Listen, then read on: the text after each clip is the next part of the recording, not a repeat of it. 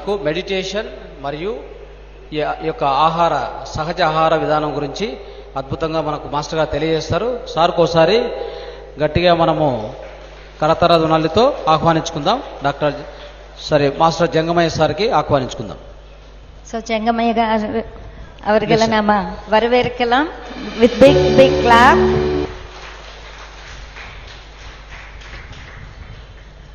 So அவர் தெலுங்கில் பேசுவாரு, நான் தமிழாக்கம் பண்ணுவேன், சார் కన్నడలో ట్రాన్స్లేట్ பண்ணுவாరు. సో సారు ఇప్పటికే ఎన్నో సెషన్స్ మనకు పిఎంసి తెలుగులో ఇచ్చారు, మాతా టీవీలో ఇచ్చారు. అన్ని చోట్ల కూడా ఈ ఆహార విధానాన్ని, సహజమైన ఆహార విధానాన్ని అద్భుతంగా వివరిస్తూ ఉన్నారు. ఏంటంటే ఇక్కడ ఉండేది ఒకటే, ఆచరణ. కరెక్టా? ఏది కూడా నేర్చుకోవడం ఎంతో నేర్చుకోవచ్చు, ఎంతమంది ఆచరిస్తారు అది ఇంపార్టెంట్. ఇప్పుడు మనం అందరం కూడా ಮಹಾತಾ ಟಿವಿ ಕನ್ನಡದಲ್ಲಿ తెలుగಲ್ಲಿ ಎಷ್ಟೋ ಮುದ್ರಗಳು ಹೇಳಿದ್ವಿ. ಈಗ ಎಲ್ಲ ಕೂತಿದ್ದೀವಲ್ಲ, ಇಲ್ಲಿ కూర్చున్నాం కదా, మనం బాగా అంటే ఏదైతే వింటామో బాగా అది గుర్తుండాలి కదా, ఇంటికి వెళ్ళాక కూడా గుర్తుండాలి కదా. అప్పుడు ఏ ముద్ర చేయాలి మనము? చూడండి, స్మరణ ముద్ర. ఎలా ఉంటుంది? ఇలా పెట్టుకోవాలా లేదా? సో ఇలా పెట్టుకోవాలి కదా. ఇలా పెట్టుకొని అన్ని వేళ్ళ యొక్క చివర్లు ಎಲ್ಲ ಬೆರಳು ಕೊನೆಗಳು ಟಚ್ ಮಾಡಿಕೊಂಡು ಹೀಗೆ ಇಟ್ಕೊಂಡು ಹೀಗೆ ಮಡ್ಲಲ್ಲಿ ಇಟ್ಕೋಬೇಕು. అంటే ఒళ్ళో పెట్టుకోవాలి. పెట్టుకొని మీరు ఎంతసేపు పాఠం వింటున్నారో, ఇక్కడ ఇంతమంది మాస్టర్స్ వచ్చి అద్భుతమైన జ్ఞానం ఇస్తున్నారు, దాన్ని మన లోపలికి తీసుకోవాలి, పర్మనెంట్గా స్టోర్ చేసుకోవాలంటే స్మరణ ముద్ర, హాకిని ముద్ర. అవునా కదా? ఇవన్నీ ఎవరు చెప్పారు? ఇది శివ సంహిత, గ్రహాండ్ సంహితలో మనకు ముని ఋషులు నేర్పించిన విద్య. ఇది కూడా మనం నేర్చుకోవాలి. ఓకే, మన బాధ్యత అది. రైట్, ఇలా పెట్టుకొని కూర్చోండి. ఇప్పుడు సారు స్టార్ట్ చేస్తారు. ప్లీజ్. நிறைய விஷயங்கள் கேட்டுட்டு இருக்கிறோம் இல்லையா, அதெல்லாம் நமக்கு ஞாபகம் இருக்குமா, மறந்து போயிடுவோமா அப்படின்னு உங்களுக்கு இருக்கும். ஆனால் நம்ம இந்த முத்ரா, இந்த எல்லா விரல்களும் இப்படி முன் விரல்களை இப்படி இணைந்து வச்சு நம்ம மடியில் வச்சு கேட்டுக்கிட்டு இருந்தால் நம்ம கேட்கறது எல்லாமே உள்ளுக்குள்ளே ஸ்டோர் ஆகும், மெமரி ஆகும். ஸோ எல்லாம் ஞாபகம் இருக்கும். அதனால நம்ம உட்காந்து கேட்கும்போது கூட இந்த முத்ரா வச்சுட்டு கேளுங்க, உங்களுக்கு எல்லாம் புரியும். Thank you masters. ముందుగా మనం పిరమిడ్ స్పిరిచువల్ సొసైటీస్ వ్యవస్థాపకులు బ్రహ్మర్షి పత్రిజీ గారికి, వారి యొక్క కుటుంబ సభ్యులకి ఒకసారి మనం ధన్యవాదాలు తెలుపుకుందాం. అలాగే ప్రకృతి మాతకి, పర్యావరణ పరిరక్షణ చేస్తున్నటువంటి మాస్టర్స్కి, అలాగే ఇలాంటి గొప్ప గొప్ప ప్రోగ్రామ్స్ నడిపిస్తున్నటువంటి ఎంతోమంది మహాత్ములకి, మహనీయులకి, ఈ ప్రోగ్రామ్స్ని చూస్తూ తమ జీవితాలను మార్చుకున్నటువంటి మాస్టర్స్కి అందరికీ కూడా నా యొక్క హృదయపూర్వక ధన్యవాదాలు. అలాగే ప్రజెంట్ ఇక్కడ పిఎంసి ఛానల్ ద్వారా ఈ ప్రసారాలన్నీ అందిస్తున్నటువంటి పిఎంసి వారికి కూడా ఒకసారి నా ధన్యవాదాలు. ఇక్కడ నా పేరు జంగమయ్య రాయచోటి. నేను దాదాపు ఈ పిఎస్ఎస్ఎంలో 2008 నుంచి కొనసాగుతున్నాను. అది వరకు ముందు నేను 1987 నుంచి నేను ఒక వేరే డివైన్ లైట్ మిషన్ అనేటువంటి ఒక ప్లాట్ఫామ్లో నేను మెడిటేషన్ నేర్చుకున్నాను. అక్కడ నేను శాకాహారిగా ఉన్నాను 87 నుంచి 97 వరకు.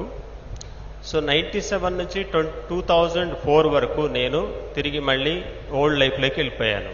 అంటే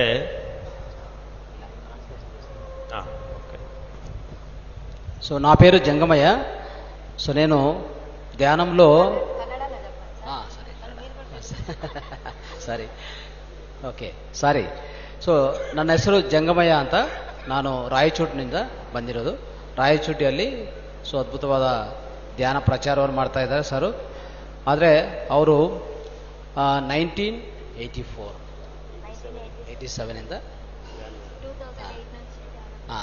ಸೊ 1984ಇಂದನೇ ಆವಾಗಲೇ 87ಇಂದ ಅವರು ಧ್ಯಾನ ಮಾಡ್ತಾ ಇದ್ರು. ಆದರೆ ಬೇರೆ ಸಂಸ್ಥೆದಲ್ಲಿದ್ದರು. ಸೊ ಅಲ್ಲಿ ಧ್ಯಾನ ಮಾಡ್ತಾ ಇದ್ರು. ಆಮೇಲೆ 2008 ಪತ್ರಿ ಸರ್ ಜೊತೆಗೆ ಪರಿಚಯ ಆಯಿತು. ಅವಾಗಿಂದ ಧ್ಯಾನ ಮಾಡ್ತಾ ಇದ್ದಾರೆ ಸರ್. சார் பேர் வந்து ஜங்கமையா. அவர் ஆந்திரா மாநிலத்துக்கு சேர்ந்தவர். அவர் வந்து 1987 இருந்து தியானம் பண்ணிட்டு இருக்கிறாரு வேற ஒரு இயக்கத்துல. ஆனா நான் 1987லேருந்து 1997 வரைக்கும் அழகா தியானம் பண்ணாரு. ஆனா அதுக்கப்புறமா 2007 வரைக்கும் அதனோட இதுல இருந்து வெளியே வந்துட்டு இந்த உலக அறிவு இதுல அவர் இது ஆயிட்டாரு. நமக்கு 2008ல நம்ம பிரமிட் స్పిరిచువల్ సొసైటీకి அறிமுகமானாரு. సో నేను వృత్తిరీత్యా నేను ఏపీఎస్ఆర్టీసీ డ్రైవరు. వృత్తిరీత్యా ఏపీఎస్ఆర్టీసీ డ్రైవర్ అంటే ప్రొఫెషన్. ఆ ప్రొఫెషన్లో ఉంటూ 1987 నుంచి 97 వరకు మెడిటేషన్ చేస్తూ తర్వాత 97 టు 2004 వరకు డిస్కంటిన్యూ చేశాను. అప్పుడు నాకు హెల్త్ సరిగా లేకపోయింది. అప్పుడు నేను అల్సర్ నుంచి క్యాన్సర్ వరకు ప్రయాణం చేశాను. ఆ క్యాన్సర్ తర్వాత లంబార్ డిస్క్ కూడా ఆపరేషన్ జరిగింది నాకు. చెప్పండి. ಸೊ ಸರ್ ವೃತ್ತಿರೀತ್ಯಾ APSRTCಯಲ್ಲಿ ಡ್ರೈವರ್ ಕೆಲಸ ಮಾಡ್ತಾ ಇದ್ರು. ಆದರೆ ಅವರು 97ಇಂದ 2004 ವರೆಗೂ ಧ್ಯಾನ ಮಾಡ್ತಾ ಇದ್ರು. ಓಕೆ, ಅಲ್ಲಿಂದ ಮತ್ತೆ ಡಿಸ್ಕಂಟಿನ್ಯೂ ಆಯಿತು. 2008 ವರೆಗೂ ಐ ಥಿಂಕ್ ಡಿಸ್ಕಂಟಿನ್ಯೂ ಆಯಿತು. ಸೊ ಆ ಟೈಮಲ್ಲಿ ಅವ್ರಿಗೆ ಲಂಬಾರ್ ಡಿಸ್ಕ್ ಪ್ರಾಬ್ಲಮ್ ಬಂದಿತ್ತು. ಅಂದರೆ ಲಂಬಾರ್ ಡಿಸ್ಕ್ ಪ್ರಾಬ್ಲಮಿಂದ ಕ್ಯಾನ್ಸರ್ವರೆಗೂ ಅವರ ಪ್ರಯಾಣವನ್ನು ಮಾಡಿದ್ದಾರೆ. அவர் ஒரு டிரைவரா பணிபுரிந்தாரு ஏபிஎஸ்ஆர்டிசியில். அது அந்த வேலை பார்த்துக்கிட்டே தியானம் பண்ணிட்டு இருந்தாரு 1987லேருந்து 97 வரைக்கும். ஆனால் அதுக்கப்புறமா கண்டினியூ பண்ண முடியல அவரால். 2004 வரைக்கும் அவர் தியானமே திருப்பி பண்ணலை. அவருக்கு அல்சர்லேருந்து கேன்சர் வரைக்கும் எல்லா நோய்களும் வந்தது. அதுக்கு సో ఈ 7 years కాలంలో నేనేదో ఒక చిన్న పెద్ద పొరపాటు చేశాను. ధ్యానం మర్చిపోవడం, తిరిగి మళ్ళీ మాంసాహారిగా మారడం, మాంసాహారమే కాకుండా ఇంకా వేరే వేరే హ్యాబిట్స్ కూడా నేను యాక్సెప్ట్ చేయడం, ఇలా జరగడం వల్ల నాకు అల్సర్తో స్టార్ట్ అయ్యి ulcer, piles, psoriasis, kidney stone and BP, sugar, obesity, చివరిలో మాత్రం lumbar disc operation, cancer, throat cancer 2nd stage to 3rd stage ఆ స్టేటస్లో ఉన్నాను. అప్పట్లో నాకు ఒక లంబార్ డిస్క్ పెయిన్ వచ్చి చెన్నైలోనే ఆన్లైన్ సిక్ అయిపోయాను ఆన్ ది డ్రైవింగ్ డ్యూటీలో. అప్పుడు నన్ను చెన్నై అపోలో వాళ్ళు తిరిగి మళ్ళీ అన్ని బాడీ అంతా చెకప్ చేసి, మీకు క్యాన్సర్ ఉంది, ఆల్రెడీ బీపీ, డయాబెటిక్ ఉంది, ఆల్రెడీ 78 kilos బరువు ఉన్నారు మీరు, మీకు తప్పనిసరిగా లంబార్ డిస్క్ ఆపరేషన్ చేయాలన్నారు. ఆ తర్వాత నేను ఆపరేషన్ చేసుకోకుండా ఒక 10 days వెయిట్ చేసి తర్వాత ఆపరేషన్ చేయాల్సి వచ్చింది. చేస్తే ಆಪರೇಷನ್ ಫೇಲ್ ಅಯ್యింది. ರೈಟ್. ಸೊ ಸರ್ ಒಂದು 8 ವರ್ಷ ಧ್ಯಾನವನ್ನು ಬಿಟ್ಟಿದ್ದಾರೆ. ಅವಾಗ ನಾರ್ಮಲ್ ಜೀವನಕ್ಕೆ ಹೋಗಿದ್ದಾರೆ ವಾಪಸ್ ಟು ಓಲ್ಡ್ ಲೈಫ್. ಅಂದರೆ ಮಾಂಸಾಹಾರ ಮತ್ತು ಎಲ್ಲ ನಾರ್ಮಲ್ ಊಟ ಮಾಡೋದು, ಮಾಂಸಾಹಾರ, ಬೇರೆ ಬೇರೆ ಅಭ್ಯಾಸಗಳು ಎಲ್ಲ ಇತ್ತು. ಅದೆಲ್ಲ ಮಾಡುವಾಗ ಅವ್ರಿಗೆ ಲಂಬಾರ್ ಡಿಸ್ಕ್ ಪ್ರಾಬ್ಲಮ್ ಬಂತು. ಅದು ಮತ್ತೆ ಚೆನ್ನೈ ಹಾಸ್ಪಿಟಲ್ ಒಂದು ಕಡೆ ಜಾಯ್ನ್ ಆಗಿದ್ರೆ ಅಲ್ಲಿ ಎಲ್ಲ ಟೆಸ್ಟ್ ಮಾಡಿ ಅವ್ರಿಗೆ ಅಲ್ಸರ್, ಒಂಥರ ಕ್ಯಾನ್ಸರ್ ಇದೆ ಅಂತ, ಹೊಟ್ಟೆ ಕ್ಯಾನ್ಸರ್ ಇದೆ ಅಂತಲೂ ಹೇಳಿದ್ದಾರೆ. ಸೊ ಕ್ಯಾನ್ಸರ್ ಅಂತಲೂ ಕಂಡುಹಿಡಿದ್ದಾರೆ ಅಂತ ಹೇಳಿದ್ದಾರೆ. ஸோ அவர் இந்த பணிபுரிந்து தியானம் பண்ணும்போது சைவ உணவுல மாறியிருந்தாரு. ஆனால் அதுக்கப்புறமா தியானம் நிறுத்திட்டு திருப்பி தியானமும் நிறுத்திட்டாரு. அசைவம் சாப்பிட தொடங்கினாரு. அதே போல் இந்த மது அதுக்கடுத்து அந்த மாதிரி நிறைய பழக்கங்கள் அவர் பழகிட்டாரு. அதனால அவருக்கு எல்லா வகையான உடல் ரீதியாக அவர் பாதிக்கப்பட்டாரு. நிறைய வியாதிகள் வந்தது. கடைசியில் அந்த த்ரோட் கேன்சர் அப்படின்னு சொல்லிட்டு அப்படின்னு லம்பாரியா அப்படின்ட்டு ஏதோ ஒரு நோய் வந்திருக்கு. அவங்க பணி புரிய முடியல, அவர் கண்டினியூ பண்ண முடியல. அதனால அவர் எல்லாம் விட்டுட்டு அப்போலோ ஹாஸ்பிட்டலில் போனால் ஆப்ரேஷன் பண்ணணும்னு சொல்லியிருக்காங்க. ஆனால் அந்த ஆப்ரேஷன் ஃபெயில் ஆயிடுச்சு. సో నాకు ఆపరేషన్ ఎప్పుడు ఫెయిల్యూర్ అని చెప్పి డాక్టర్ చెప్పారు. అప్పటి నుంచి నా మైండ్లో ఒక ఆలోచన మళ్ళీ తొలసింది. ఏం తొలసింది అంటే, ఒక 1 month నేను బెడ్ రిడన్లో ఉన్నాను. ఆ 1 month బెడ్ రిడన్లో ఉన్నప్పుడు డాక్టరు నన్ను డిశ్చార్జ్ చేసేటప్పుడు ఏం చెప్పారంటే, ఒక మెడికల్ ప్రిస్క్రిప్షన్ ఇచ్చాడు. అది వరకే నేను ఆల్రెడీ 6 years బ్యాకే నేను నా కోసం మెడిటేషన్ మెడికల్ స్టోర్ పెట్టుకున్నాను, నా హెల్త్ బాగాలేనప్పటి నుంచి. సో ఆ మెడికల్ స్టోర్ నడుస్తుంది. రెండవది ఈయన ప్రిస్క్రిప్షన్ ఇచ్చిన తర్వాత అడిగాను ఈ మందుల వల్ల ఏమైనా ఉపయోగం ఉంటుందా అని. వాళ్ళు ఏం చెప్పారంటే ఈ ఉపయోగం ఉండదు, ఉపశమనం ఉంటుంది. మీరు ఇది గాయం మాన్పించుకొని వస్తే మీకు మళ్ళీ రివ్యూ చేస్తాం ఆపరేషన్ అన్నారు. సో అప్పుడు గ్యారెంటీగా చేస్తారా అన్నాను. ఆ గ్యారెంటీ చెప్పలేమండి, అవి మేము ట్రై చేస్తాం మీ మీద, అయితే అవుతుంది లేదా మీ దేవుడి మీద మీరు ఆశ పెట్టుకోండి అన్నాడు. సో అట్లయితే నాకు ఆపరేషన్ వద్దండి, ఇవాళ నుంచి మీ మందులు కూడా నాకు వద్దు, నేను ఇవాళ మందులు తినదలుచుకోలేదు. నా మనసులో నేను అనుకున్నాను చనిపోతే చనిపోతాం, ఉంటే ఉంటాం, పోతే పోతామని మందులు వదిలేసి ఇంటికి వెళ్ళిపోయి 1.5 month బెడ్డెడన్లో ఉన్నాను. ఆ బెడ్డెడన్లో వచ్చేవాళ్ళు పోయేవాళ్ళందరూ నన్ను చివరి చూపు చూశారు. వీడు చనిపోతాడని అందరికీ తెలుసు. కాబట్టి అలాంటి సమయంలో 1.5 month నేను వచ్చేవాళ్ళు పోయేవాళ్ళతో చూసేసి తర్వాత అప్పటి నుంచి ఎవరు రాలేదు, అందరూ అయిపోయింది. ఎందుకంటే ఒక ఫ్రెండ్ని చూడడానికి ఎంతమంది వస్తారు, ఎన్ని రోజులు వస్తారు, ఒకసారి వస్తారు లేదా 2 సార్లు వస్తారు, క్లోజ్. అది నా యొక్క ఒక 10 days నేను ఒంటరి జీవితం గడిపాను. ఆ ఒంటరి జీవితం ఎలా ఉంటుందనేది అనుభవించిన వాళ్ళకి మాత్రమే తెలుస్తుంది. సో అప్పుడు నా బరువు 82 కిలోలు, నాకు నేనే బరువు అయిపోయాను. ఆ సమయంలో ఒక డ్రీమ్ వచ్చింది, తర్వాత చెప్తా. ಸೊ ಸರ್ಗೂ ಈ ಲಂಬಾರ್ ಡಿಸ್ಕ್ ಪ್ರಾಬ್ಲಮ್ ಇತ್ತಲ್ಲ, ಅವರು ಆಪರೇಷನ್ ಮಾಡಲೇಬೇಕಂತ ಹೇಳಿದ್ದಾರೆ. ಆದರೆ ಫಸ್ಟ್ ಅವ್ರಿಗೆ ಇರುವಂಥ ಫಸ್ಟ್ ಕ್ಯಾನ್ಸರ್ ಪ್ರಿಸ್ಕ್ರಿಪ್ಷನ್ ಕೊಟ್ಟಿದ್ದಾರೆ. ಈ ಮೆಡಿಸಿನ್ ಎಲ್ಲ ಯೂಸ್ ಮಾಡ್ಕೊಂಡು ಬನ್ನಿ, ಆಮೇಲೆ ನಿಮಗೆ ಆಪರೇಷನ್ ಮಾಡ್ತಾರೆ ಅಂತ ಹೇಳಿದ್ದಾರೆ. ಸೊ ಆದರೆ ಅಲ್ಲಿ ಅಷ್ಟು ಮುಂಚೆನೇ ಸರ್ ಏನು ಮಾಡಿದ್ರು, ಸುಮಾರು ಟ್ಯಾಬ್ಲೆಟ್ ಉಪಯೋಗಿಸ್ತಾ ಇದ್ರಲ್ಲ ಈ ಪ್ರಾಬ್ಲಮ್ಗೆ, ಕ್ಯಾನ್ಸರ್ ಒಂದು ಕಡೆ ಇದೆಲ್ಲ, ಅದಕ್ಕೊಂದು ಮೆಡಿಕಲ್ ಸ್ಟೋರೇ ಓಪನ್ ಮಾಡ್ಕೊಂಡಿದ್ರು. ಅವ್ರಿಗೋಸ್ಕರನೇ ಮೆಡಿಕಲ್ ಸ್ಟೋರ್ ಓಪನ್ ಮಾಡಿಕೊಂಡು ಆ ಮೆಡಿಸಿನ್ಸು ತಿಂತಾಯಿದ್ರು. ಸೊ ಡಾಕ್ಟರ್ ಹೇಳಿದರು ನಿಮಗೆ ಆಪರೇಷನ್ ಮಾಡಲೇಬೇಕು ಅಂತಂದರೆ ಈ ಮೆಡಿಸಿನ್ ಎಲ್ಲ ತಿಂದು ಆಮೇಲೆ ಬನ್ನಿ ಅಂತ ಹೇಳಿದ್ದಾರೆ. ಸರಿ ಅಂತ ಅವ್ರು ಕೊಟ್ಟಿರೋ ಮೆಡಿಸಿನ್ ಇವ್ರು ತೊಗೊಂಡಿಲ್ಲ, ಯಾವುದೇ ಮೆಡಿಸಿನ್ ಬೇಡ, ನಾನು ಯಾವುದು ಯೂಸ್ ಮಾಡಲ್ಲ ಅಂತ ಹೇಳ್ಬಿಟ್ಟು ಸೊ ಎಲ್ಲ ಬಿಟ್ಬಿಟ್ಟು ಮನೆಗೆ ಹೋಗಿದ್ದಾರೆ. ಸೊ ಆ 1.5 ಮಂತು ಬೆಡ್ ರಿಡನ್ ಇದ್ದಾರೆ. ಎಲ್ಲರೂ ಬೇರೆಯವರು ಯಾರೋ ಬರೋದು ನೋಡ್ಕೊಂಡೋದು, ಅಂದರೆ ಅವರು ಕೊನೆ ದೃಷ್ಟಿ ಅಂತ ಕೊನೆ ವಿಸಿಟ್ ಅಂತ ಇರ್ತದಲ್ಲ ಎಲ್ಲ ರಿಲೇಟಿವ್ಸ್ದು, ಯಾಕಂದರೆ ಅವ್ರ ಸಮಯ ಆಸನ್ನವಾಗಿದೆ ಅಂತ, ಮರಣ ಹೊಂತಾರೆ ಅಂತ ರೀತಿಯಲ್ಲಿ. ಸೊ ಎಲ್ಲರೂ ಬಂದು ಹೋಗೋದಾಯಿತು. ಸೊ ಆ ರೀತಿ ಆ ಸಮಯದಲ್ಲಿ ಒಂಥರ ಒಂಟಿಯಾಗಿ ಆ ಪರಿಸ್ಥಿತಿ ತುಂಬ ವಿಪರೀತವಾಗಿತ್ತು, ಅದನ್ನು ಅನುಭವಿಸಿದ್ದಾರೆ. ஸோ அவருக்கு ஆப்ரேஷன் முடிஞ்சிட்டு வீட்டுக்கு அனுப்பும்போது ஒரு பெரிய ப்ரிஸ்கிரிப்ஷன் மருந்துகள் எல்லாம் கொடுத்தாங்களா. இந்த மருந்து போட்டால் நல்லா ஆயிடுமானா, நல்லா எல்லாம் ஆகாது, ஆனால் அதிகமாகாமல் இருக்கும் அப்படின்னு சொல்லியிருக்காங்களா. சரி, அப்புறம் நான் என்ன பண்ணணும் அப்படின்னா, இது அந்த புண்ணெல்லாம் ஆறின பிறகு வாங்க, திருப்பி இன்னொரு ஆப்ரேஷன் பண்ணுறோன்னு சொல்லியிருக்காங்களா. இன்னொரு ஆப்ரேஷன் பண்ணால் நல்லா ஆகுமா, கம்பல்சரியாக பண்ணுவீங்களான்னா கேரண்டி எல்லாம் கொடுக்க முடியாது, பண்ணி பார்ப்போம், அப்புறம் அதுக்கப்புறம் கடவுளோட இது அப்படின்னு சொல்லியிருக்காங்க.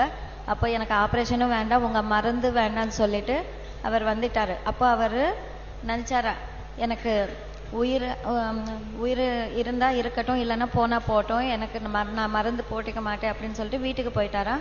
ஆனால் 1.5 மாதம் எல்லாருமே அவரை பார்த்து விசாரிக்கணும் அப்படின்னு சொல்லிட்டு வந்துட்டே இருந்தாரா. அந்த 1.5 மாதமும் மொத்தமாக அவங்க கூட பிஸியாக இருந்தாங்க. அதுக்கப்புறமா வேற யாரும் வரலை.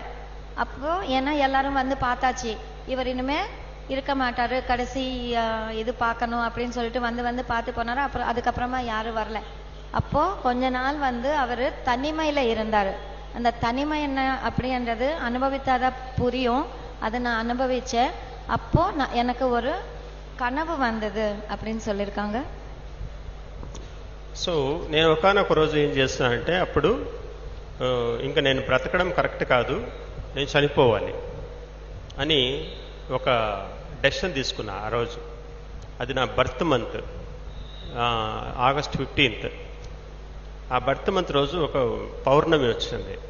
ఆ పౌర్ణమి రోజు నాకు తెలియకుండానే నేను ఆ డెసిషన్ తీసుకున్నాను, చనిపోవాలి, ఎవరి కోసం బ్రతకాలి, అనారోగ్యంతో, ఉద్యోగం లేదు, జీతం లేదు, పిల్లలు ఉన్నారు, భార్య ఉంది, అమ్మ ఉంది, వీళ్ళందరినీ ఎవరు పోషిస్తారు అని ఆ నైట్ చనిపోవాలని డెసిషన్ తీసుకున్నాను. కానీ మిడ్ నైట్ 12 o'clock వరకు అదే ఆలోచనతో ఉంటూ నిద్రపోయాను.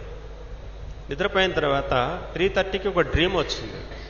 ఏంటి ఆ డ్రీమ్ అంటే, ఒక ఇద్దరు దూతలు వచ్చి వైట్ డ్రెస్లో ఇద్దరు వచ్చి పైకి తీసుకెళ్ళిపోయారు ఆకాశంలోకి. తీసుకెళ్ళి మళ్ళీ తీసుకొచ్చి ఇక్కడ ఒక నేచర్లో వదిలిపెట్టారు. ఒక అంతా చుట్టూ గ్రీనరీ, ఆ గ్రీనరీలో 84 lakhs ఆఫ్ యానిమల్స్, వాటర్, అలాంటి ప్రదేశంలో వదిలారు. వదిలిన తర్వాత నేను అక్కడ చూస్తున్నాను. ఎక్కడ చూసినా అంతా ఒకటిగా ఉంది. ఎందుకు ఇక్కడ వదిలిపెట్టారంటే వాళ్ళు మాయమైపోయారు, నన్ను అక్కడ వదిలినవాడిని. అప్పుడు నాకు ఒక సౌండ్ వినిపించింది. ఏం వినిపించిందంటే, వెనక్కి తిరిగి చూడు అని సౌండ్ వినిపించింది. వెనక్కి తిరిగి చూడు అని 2 సార్లు శబ్దం వచ్చిన తర్వాత, ఏంటి ఇవాళ భలే ఆలోచిస్తున్నావు, నువ్వు చనిపోవు, నువ్వు జీవిస్తావు, నీకు జీవితం ఉంది కాబట్టి నువ్వు తిరిగి జీవిస్తావు, అందుకే ప్రకృతితో మమేకం అవ్వాలి నువ్వు అని చెప్పేసి నాకు ఆ విషయం చెప్పేసి వాళ్ళు వెళ్ళిపోయారు. వెళ్ళిపోయిన తర్వాత అప్పుడు అది ఆ వాయిస్ వినపడింది. వినపడతా నాకు సడన్గా మెలకు వచ్చింది. సో సార్ 1.5 month ఒంటరిగా అనుభవిస్తూ, ಈಗ ಮರಣಂ ಒಕ್ಕಟೇ ಮರಣ ಒಂದೇ ಶರಣ್ಯ ಅಂತ ಅಂದ್ಕೊಂಡು ಆ 1.5 month ಅಲ್ಲಿ ಒಂಟಿಯಾಗಿದ್ರಲ್ಲ, ಆ ಸಮಯದಲ್ಲಿ ಸೊ ಒಂದೇ ಅವ್ರಿಗೆ ಅನಿಸ್ತಾ ಇರೋದು, ನಾವು ಸಾಯೋದು ಒಳ್ಳೆಯದು, ಮರಣ ಬೆಟರ್ ಅಂತ ಅನ್ಕೊಳ್ತಾ ಇದ್ರು. ಆ ಸಮಯದಲ್ಲಿ ಅವ್ರಿಗೆ ನಿದ್ಯದಲ್ಲಿ ಒಂದು ಕನಸು ಬರುತ್ತೆ. ಆ ಕನಸಲ್ಲಿ ಇಬ್ಬರು ಸೊ ದೈವದೂತಗಳು ಬಂದು ಅವ್ರನ್ನು ಮೇಲೆ ಕರ್ಕೊಂಡು ಹೋಗ್ತಾರೆ. ಸೊ ಯಾಕೆ ಎಲ್ಲಿ ಕರ್ಕೊಂಡು ಹೋಗ್ತಾ ಇದ್ದಾರೆ ಅಂತ ನೋಡಿದ್ರೆ, ಸ್ವಲ್ಪ ಹೊತ್ತು ಆದಮೇಲೆ ಕನಸಲ್ಲೇ ಒಂದು ಕಡೆ ಒಂದು ಅರಣ್ಯ ಪ್ರಾಂತದಲ್ಲಿ ಬಿಡ್ತಾರೆ. ಬಿಟ್ಟಿದ್ರೆ ಆ ಸುತ್ತು ನೋಡಿದ್ರೆ ಏನಿದೆ ಅಂದರೆ 84 ಲಕ್ಷಗಳ ಜೀವರಾಶಿಗಳು ಕಾಣಿಸ್ತಾ ಇದೆ, ಇನ್ನು ಏನೂ ಇಲ್ಲ. ಅವರು ಬಂದರು, ಬಿಟ್ಟಿದ್ರು, ಅವ್ರು ಹೋದ್ರು, ಮತ್ತೆ ಅವ್ರು ಕಾಣಿಸಿಲ್ಲ. ಆದರೆ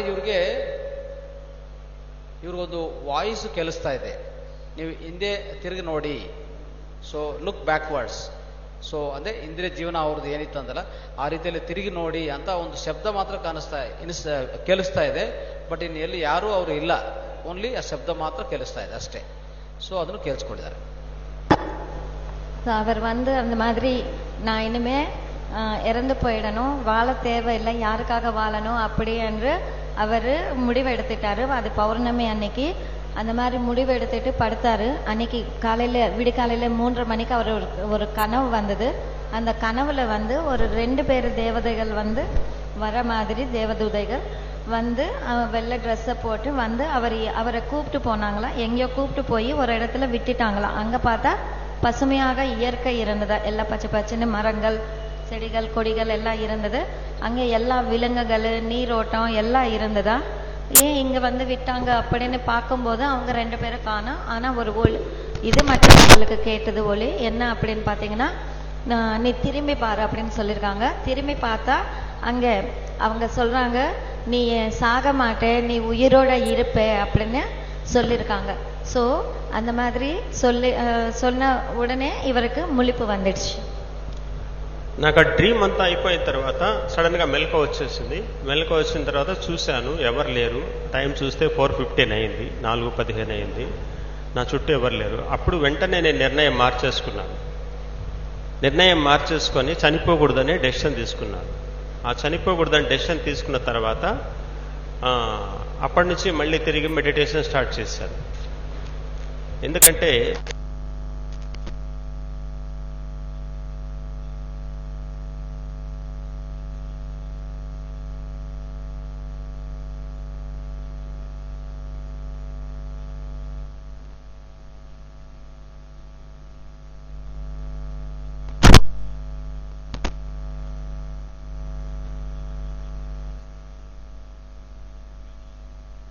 మానవ జన్మ గొప్పది, మానవ జన్మ రావడమే దుర్లభము అని చెప్తున్నాయి వేదాలు, మునులు, ఋషులు, ఎన్నో గ్రంథాలు చెప్తున్నాయి.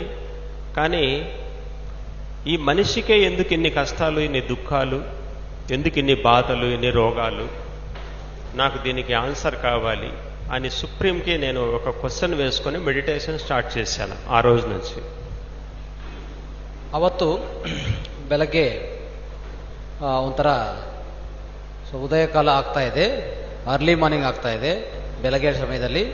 ಆ ಕನಸು ಮುಗಿತು. ಕನಸು ಮುಗಿದ ಮೇಲೆ ಎಚ್ಚರಿಕೆ ಬಂದಿದೆ. ಸುತ್ತು ನೋಡಿದ್ದಾರೆ, ಯಾರೂ ಇಲ್ಲ, ಏನೂ ಇಲ್ಲ. ಅವತ್ತು ಆ ಕನಸಲ್ಲಿ ಇವ್ರಿಗೆ ಬಂದಿರುವಂಥ ಸಂದೇಶ ಪ್ರಕಾರ ಅವರು ನಿರ್ಣಯ ಮಾಡ್ಕೊಂಡಿದ್ದಾರೆ, ನಾನು ಯಾವುದೇ ರೀತಿಯಲ್ಲಿ ಸತ್ತೋಗಬಾರದು, ನಾನು ಜೀವಿಸಬೇಕು ಅಂತ ಅವರು ಒಂದು ನಿರ್ಣಯ ಮಾಡ್ಕೊಂಡಿದ್ದಾರೆ. ಮಾಡ್ಕೊಂಡಿದ ಮೇಲೆ ಧ್ಯಾನವನ್ನು ಶುರು ಮಾಡಿದ್ದಾರೆ.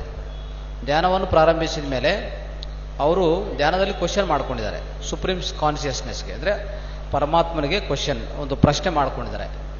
ಈ 84 ಲಕ್ಷಗಳ ಜೀವರಾಶಿಗಳು ಆನಂದವಾಗಿ ಜೀವಿಸ್ತಾ ಇದೆ. ಮಾನವ ಜನ್ಮ ಉತ್ತಮ ಜನ್ಮ, ಉನ್ನತ ಜನ್ಮ ಅಂತ ಹೇಳ್ತಾರೆ. ಸೊ ಮತ್ತೆ ಯಾಕೆ ಮಾನವನಿಗೆ ದುಃಖ, ಕಷ್ಟ, ನಷ್ಟ ಇದೆಲ್ಲ ಯಾಕೆ ಬರ್ತಾ ಇದೆ ಅಂತ ಪ್ರಶ್ನೆ ಮಾಡ್ಕೊಂಡಿದ್ದಾರೆ.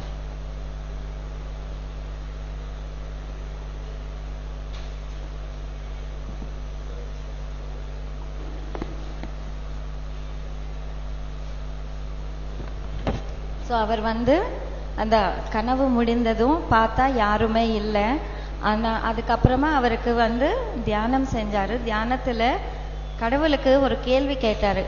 84,000 லட்சம் ஜீவராசிகளும் ஆனந்தமா இருக்கு, ஒரு மனிதனுக்கு மட்டும் ஏன் இத்தனை துன்பங்கள், இவ்வளோ கஷ்டங்கள், இவ்வளோ வருத்தம் அப்படின்னு கேள்வி கேட்டாரு.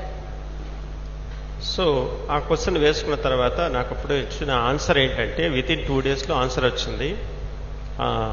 ఇప్పుడు 84 లక్షల జీవరాశులు ఆరోగ్యంగా ఉన్నాయని నువ్వు అనుకుంటున్నావు, కానీ అవి కూడా దుఃఖంలోనే ఉన్నాయి. ఒకసారి నువ్వు యాస్ట్రల్ జర్నీ చేసి వాటితో సహజీవనం చేయమని నాకు ఒక ఇన్ఫర్మేషన్ వచ్చింది.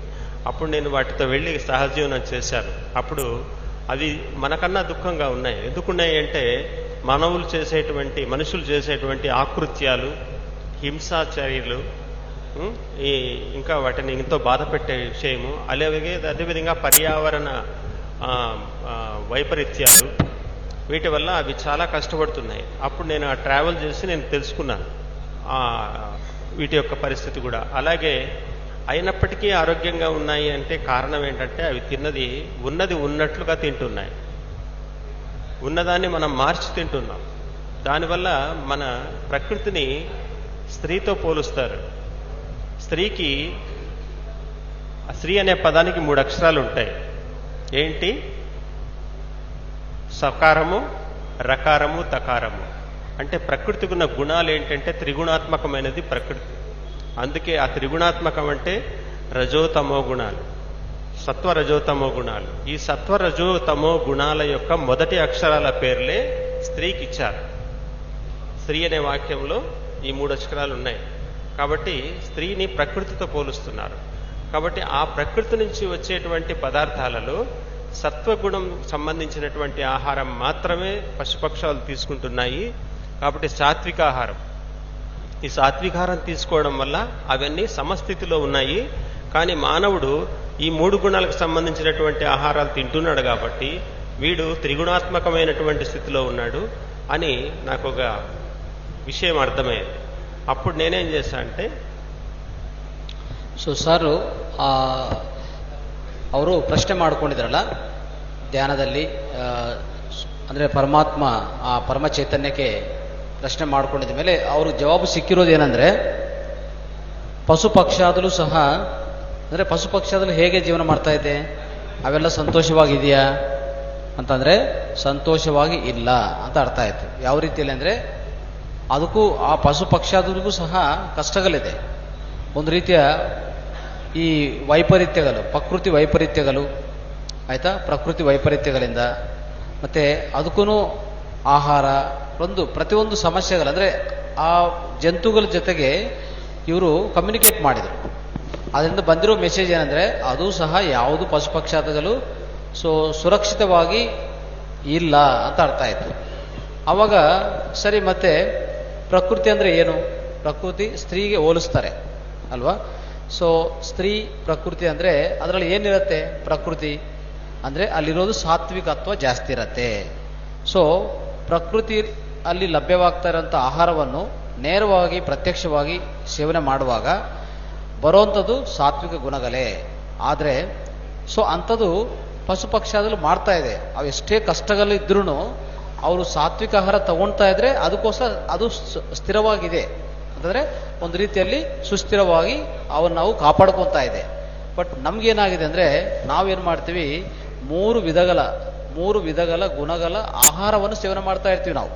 ಸಾತ್ವಿಕ, ತಾಮಸಿಕ, ರಾಜಸಿಕ 3 ಗುಣಗಳ ಆಹಾರಗಳು ಸೇವನೆ ಮಾಡ್ತಾ ಇರ್ತೀವಿ.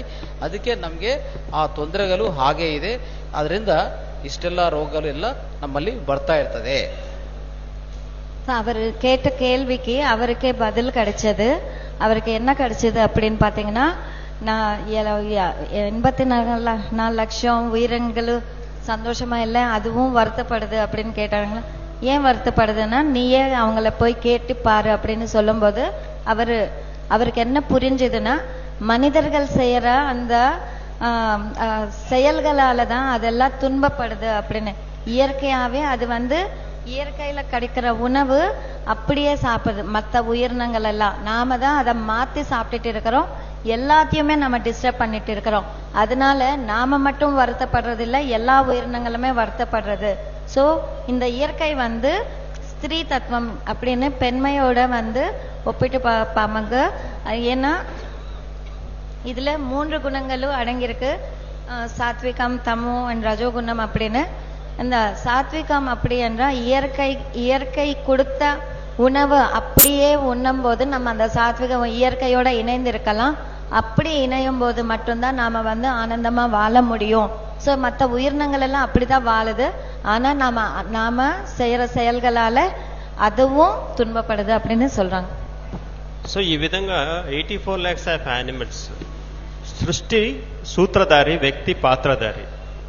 మన పాత్ర మనం కరెక్ట్గా పోషిస్తే మన యాత్ర కరెక్ట్గా జరుగుతుంది. ఇంకోటి ఏంటంటే, సృష్టిని మనం చూడాలనుకుంటే సృష్టి ఏమిస్తుందో అది మనం తినగలగాలి. అంటే సృష్టి యొక్క చర్యలు, అంటే సృష్టిని గుర్తించగలగాలి. సృష్టిని మనం గుర్తించాలంటే మనము ఏకత్వంతో ఉండాలి. ఏకత్వం మీన్స్ సాత్వికత. ఈ సాత్వికతతో ఉన్నప్పుడే మనకి నేచర్ మనకి ఇవ్వాల్సిన ఇన్ఫర్మేషన్స్ ఇస్తుంది. సృష్టిని చూడగలం. అంటే సృష్టి మారదు, కానీ మన దృష్టి మార్చుకోవాలి. మన దృష్టి మారాలంటే మనం తీసుకునే ఆహారం మారాలి. ఈ ఆహారం ఎప్పుడు మారుతుందో ఆటోమేటిక్గా మీ సృష్టితో సంబంధం కలుస్తుంది. అంటే అప్పుడు మీకు సృష్టి ధర్మాలు, ప్రకృతి ధర్మాలు, శరీర ధర్మాలు, ఆహార ధర్మాలు మీకు ఆటోమేటిక్గా అర్థమైపోతాయి. అప్పుడు నేను ఈ విషయం తెలుసుకున్నటువంటి ఆ సమయంలో నేను ఒక 90 days నా మీద షెడ్యూల్ వేసుకున్నాను. నా మీద షెడ్యూల్ వేసుకొని 90 రోజుల్లో 60 రోజులు మాత్రమే నేను ఈ షెడ్యూల్ని స్టార్ట్ చేశాను. Natural food 40 days and weekly 5 days food, 2 days fasting, 2 days enema చేసేసి నా బ్లడ్ అనాలిసిస్ చూసుకుంటే అన్ని రోగాలు వెళ్ళిపోయినాయి. 0. అన్ని రోగాలు వెళ్ళిపోయాయి. ನೋಡಿ, ಎಂತ ಅದ್ಭುತ ವಿಷಯ ಇದಲ್ವಾ. ಏನಾಗಿದೆ ಸರ್, ಇದೆಲ್ಲ ಅರ್ಥ ಮಾಡ್ಕೊಂಡಿದ ಮೇಲೆ ಆ ಸಾತ್ವಿಕ ಆಹಾರವನ್ನೇ ಇವರು ಅಳವಡಿಸ್ಕೊಡೋದು ಪ್ರಾರಂಭಿಸಿದ್ದಾರೆ. ಸೊ ಒಂದು ರೀತಿಯಲ್ಲಿ ಸಾತ್ವಿಕ ಆಹಾರ ತಗೊಂಡಿದ ಮೇಲೆ ಏನಾಗತ್ತೆ, ಸಾತ್ವಿಕಾರದಿಂದ ಆ ಸಾತ್ವಿಕ ಗುಣಗಳು ಬರುತ್ತೆ. ಸೊ ಮೊದಲನೇದು ಸೃಷ್ಟಿಯಲ್ಲಿರೋದು ಸಾತ್ವಿಕತ. ಅದನ್ನ ಅರ್ಥ ಮಾಡ್ಕೋಬೇಕಂದ್ರೆ ಅದಕ್ಕೂ ಸಂಬಂಧಿತ ಆಹಾರವನ್ನೇ ನಾವು ಸೇವನೆ ಮಾಡಬೇಕು. ಯಾವಾಗ ಆಹಾರ ಸೇವನೆ ಮಾಡ್ತಾ ಇದ್ರೋ ಇವರಿಗೆ ಸೃಷ್ಟಿ ಬಗ್ಗೆ ಅರ್ಥ ಆಗಿದೆ. ಸೃಷ್ಟಿ ಏನು ಕೊಡುತ್ತೋ ಅದು ಅರ್ಥ ಆಗತ್ತೆ. ಸೃಷ್ಟಿಯನ್ನು ನಾವು ಅರ್ಥ ಮಾಡ್ಕೋಬೇಕಂದ್ರೆ ಅದಕ್ಕೆ ತಕ್ಕ ದೃಷ್ಟಿ ಬೇಕು. ಆ ದೃಷ್ಟಿ ಬರಬೇಕಂದ್ರೆ ಅದಕ್ಕೆ ತಕ್ಕ ಆಹಾರ ನಾವು ತಿನ್ಬೇಕು. ಅಂದ್ರೆ ಸಾತ್ವಿಕ ಆಹಾರ ತಿಂದ್ರೆ ಸೃಷ್ಟಿ ಏನು ಮಾಡುತ್ತೋ ಸೃಷ್ಟಿ ಬಗ್ಗೆ ಅರ್ಥ ಆಗೋದು ಈಸಿ ಆಗತ್ತೆ. ಅವ್ರಿಗೆ ಅರ್ಥ ಆಗಿದೆ, ಅದಕ್ಕೆ ಸಾತ್ವಿಕ ಆಹಾರ ಪ್ರಾರಂಭಿಸ್ಕೊಂಡಿದ್ದಾರೆ. ಅವ್ರ ಮೇಲೆ ಅವರು ಒಂದು 90 ದಿನ ಒಂದು ಶೆಡ್ಯೂಲ್ ಹಾಕೊಂಡಿದ್ದಾರೆ. ಒಂದು 60 ದಿನ ಒಂಥರ ಈ ಸಾತ್ವಿಕ ಆಹಾರ ಮಾತ್ರ ತಿನ್ನೋದು. ಸೊ ತರಕಾರಿಗಳು ಮತ್ತೆ ಡ್ರೈ ಫ್ರೂಟ್ಸ್ ಅದು ಇದಿರ್ತಾವಲ್ಲ, ಅದು ಓನ್ಲಿ ಅಂದ್ರೆ ಯಾವುದೇ ಬಯಸಿ ಆಹಾರ ಇಲ್ಲ. There is no cooked food ಆ ಥರ. ಮತ್ತೆ ವಾರದಲ್ಲಿ 2 ದಿವಸ ಫಾಸ್ಟಿಂಗು, 2 ದಿವಸ ಎನಿಮೆ ಮಾಡಿಕೊಂಡು ಮಿಕ್ಕ ದಿವಸ ಆ ರೀತಿಯಲ್ಲಿ ಅವರು ಮಾಡ್ಕೊತಾ ಇದ್ರು. ಓಕೆ, ಅದು 90 ದಿವಸ ಅವರು ಶೆಡ್ಯೂಲ್ ಹಾಕೊಂಡು ಮಾಡಿದ್ದಾರೆ. ಅದಾದ್ಮೇಲೆ ಇದೆಲ್ಲ ಮಾಡಿ 90 ದಿವಸದಲ್ಲಿ ಈ ಪ್ರಯೋಗ ಮಾಡಿದ ಮೇಲೆ ಹೋಗಿ ಟೆಸ್ಟ್ ಮಾಡಿಕೊಂಡ್ರೆ, ರಕ್ತ ಅನಾಲಿಸಿಸ್ ಮಾಡಿದ್ರೆ ಎಲ್ಲಾ ರೋಗಗಳು ಮಾಯ ಆಗಿದೆ. ஸோ அவர் இதெல்லாம் புரிஞ்ச பிறகு அவருக்கு அவரே ஒரு எக்ஸ்பெரிமெண்ட் மாதிரி பண்ணி அவர் இயற்கை உணவு சாப்பிட்டு அதுக்கப்புறமா அவரே வீட்டில் என்னென்ன செஞ்சிக்க முடியுமோ அந்த எடிமா இதெல்லாம் பண்ணி தியானம் பண்ணி ஒரு 3 மாசம் அவருக்கு மேல அவரே நிறைய ஆராய்ச்சிகள் பண்ணி அவர் அதுக்கப்புறமா டெஸ்ட் பண்ணா எல்லா நோய்களுமே அவருக்கு போயிடுச்சு. ఆరోగ్యమా அவர் நம்ம முன்னாடி உட்கார்ந்து இருக்காரு.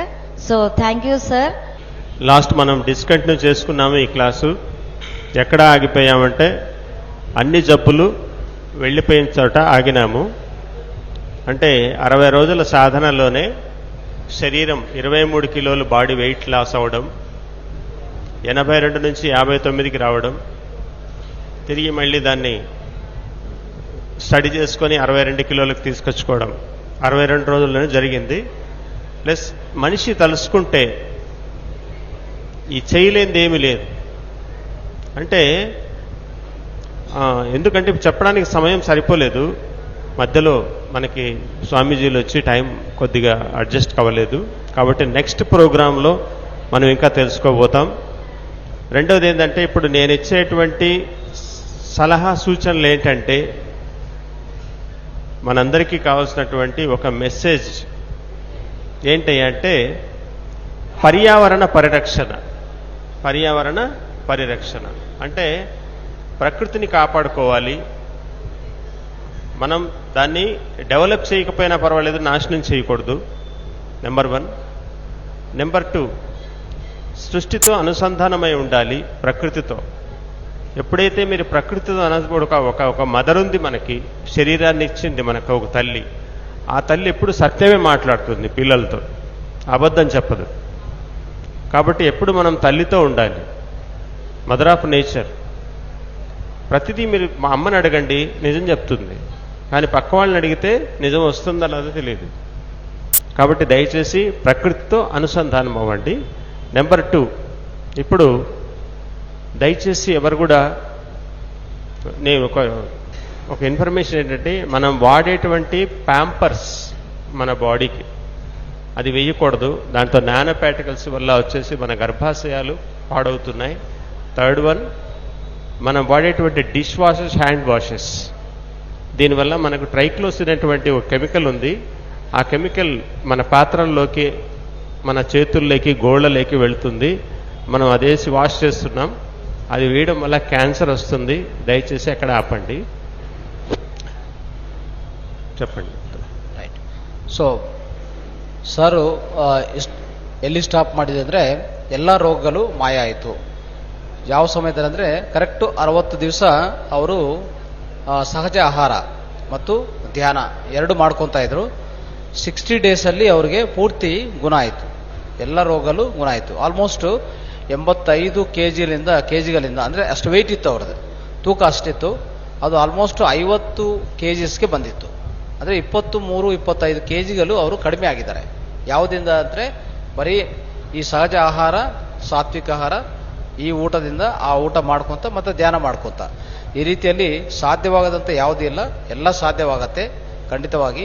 ಸೊ ಜಾಸ್ತಿ ಹೇಳೋಕ್ಕಾಗಿಲ್ಲ, ಯಾಕಂದರೆ ಸ್ವಾಮೀಜಿಗಳ ಮಧ್ಯೆ ಬಂದ್ರಲ್ಲ, ಸ್ವಲ್ಪ ಸಮಯ ಜಾಸ್ತಿ ಹೋಯಿತು. ಈಗ ಏನಿದ್ರು ನಿಮಗೆ ವಿಷಯ ಎಲ್ಲ ಕ್ಲಿಯರ್ ಆಗಿ ಹೇಳಿದಾರಲ್ಲ. ಏನಂತಂದರೆ ನೇಚರ್ ಜೊತೆಗೆ ಇರಬೇಕು. Nature is very important. ಅರ್ಥ ಆಯ್ತಾ? ಪ್ರಕೃತಿ ಅಂದರೆ ಏನು? ಪ್ರಕೃತಿ ಈಗಾಗಲೇ ಹೇಳಿದ್ವಲ್ಲ, ಪ್ರಕೃತಿ ಜೊತೆಗಿದ್ರೆ ನಮಗೆಲ್ಲ ವಾಸಿ ಆಗತ್ತೆ, ಏನು ತೊಂದರೆ ಇಲ್ಲ. ಸೊ ಅದಕ್ಕೋಸ್ಕರ ಆ ಪ್ರಕೃತಿ ಆಹಾರನ ತುಂಬ ಇಂಪಾರ್ಟೆಂಟ್ ಆಗತ್ತೆ.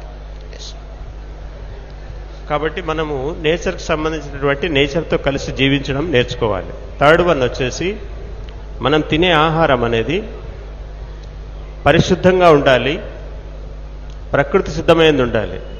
60-70% మనం మెయింటైన్ చేసినా కూడా ఆరోగ్యంగా జీవించగలం, మన లోపల ఉన్న జబ్బుల్ని బయటికి పంపగలం.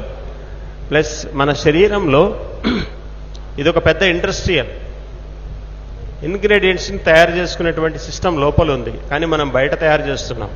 84 lakhs ఆఫ్ యానిమల్స్కి రా ఫుడ్ తీసుకుంటే, అవి ఉన్నది ఉన్నట్లుగా తీసుకుంటే శరీరానికి కావాల్సినటువంటి కెమికల్స్, మినరల్స్, ఫ్యాట్స్ అవన్నీ తయారు చేసుకుంటుంది లోపలనే. కానీ మనకు తెలియదు, మనం ఏదో బయట చేస్తున్నాం. కుకింగ్ వల్ల కుకింగ్ సిస్టమ్ లోపల ఉంది. పంటలు బయట, వంట లోపల. పంటలు బయట ఉంటాయి, వంటలు లోపల ఉంటాయి. కానీ మనం వంటలు కూడా బయట పెట్టాం. ఇది తప్పు.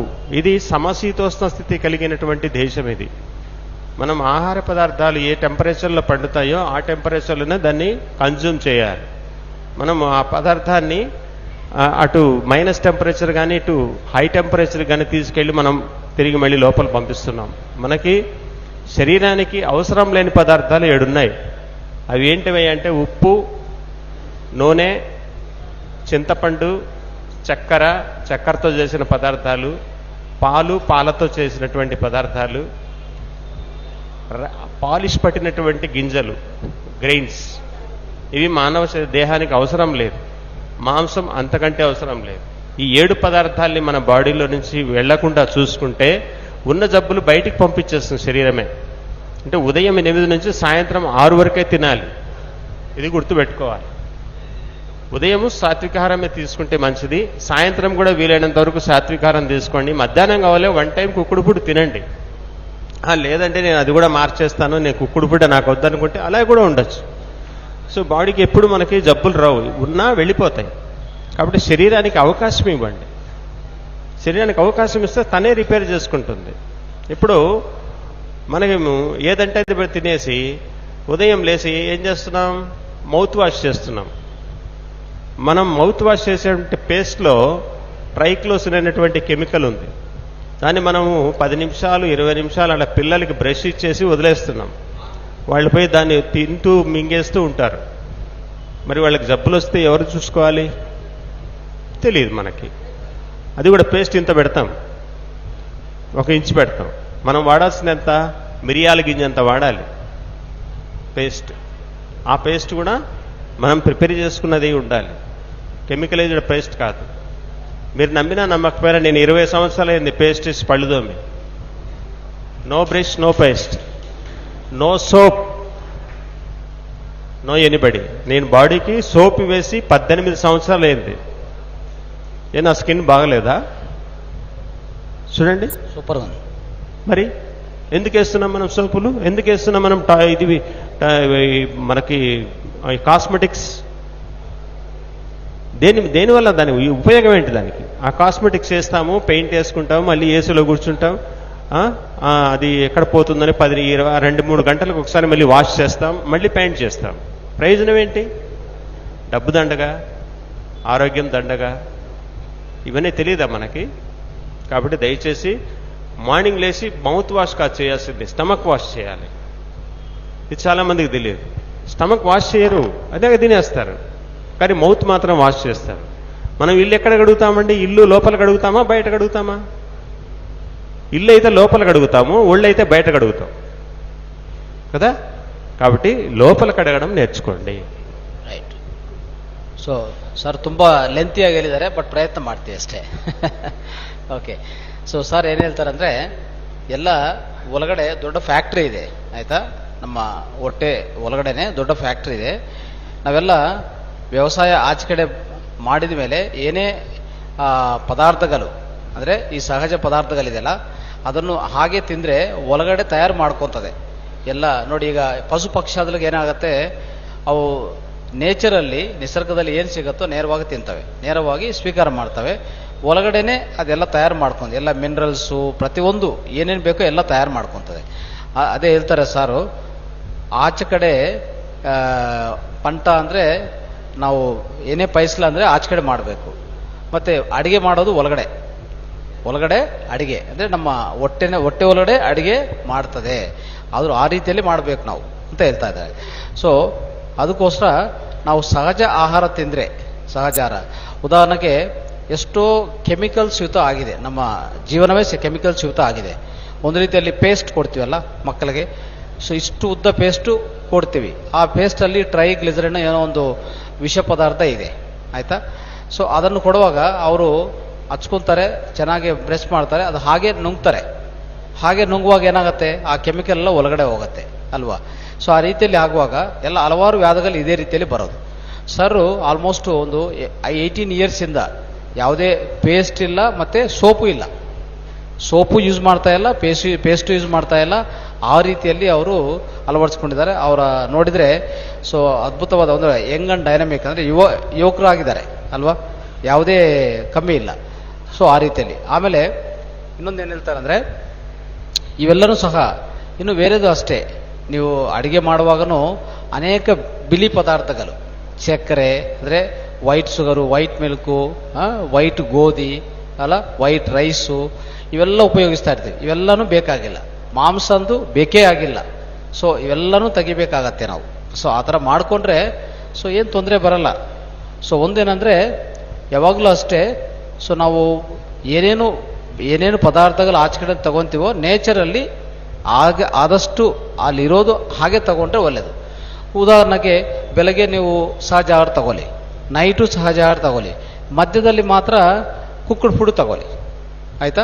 ಮಧ್ಯದಲ್ಲಿ ಕುಕ್ಕಡ್ ಫುಡ್ಡು, ಬೆಳಗ್ಗೆ ಸಹಜ ಆಹಾರ, ನೈಟ್ ಸಹಜ ಆಹಾರ, ಆ ಥರ ಮಾಡಿಕೊಂಡ್ರೆ సో ఉత్తమವಾಗಿ ఇರುತ್ತೆ ನಿಮ್ಮ ఆరోగ్యం. కాబట్టి నేను ఇచ్చేటువంటి సలహా ఏంటంటే మనము ఈ పదార్థాలని అవాయిడ్ చేస్తే మన శరీరం మళ్ళీ తిరిగి నార్మల్కి వస్తుంది.